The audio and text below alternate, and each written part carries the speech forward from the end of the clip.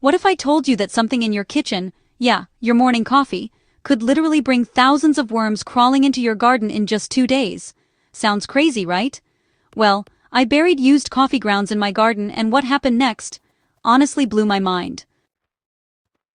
So here's the deal. I've been hearing all over gardening forums and YouTube that coffee grounds are a superfood for soil.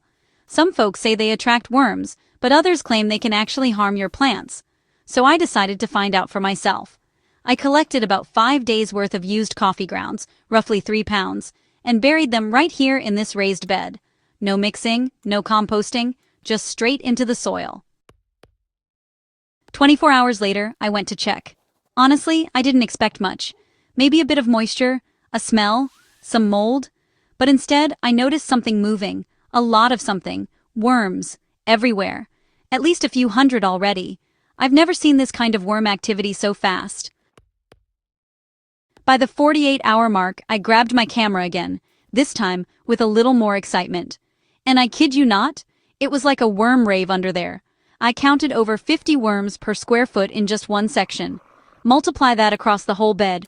We're talking easily 5,000 worms, probably more. So, why does this happen? Here's the science. It's like a buffet and a spa day for worms, all in one. Now, before you go dumping coffee grounds all over your yard, here are a few quick tips. The bed with coffee grounds, exploding with worm activity. The one without, not nearly as lively. So yeah, burying coffee grounds brought thousands of worms into my garden in 48 hours. Nature is wild, and sometimes it's powered by caffeine. If you found this fascinating, give it a thumbs up, hit that subscribe button, and drop a comment if you've ever tried this yourself. Have a weird garden tip? I want to hear it.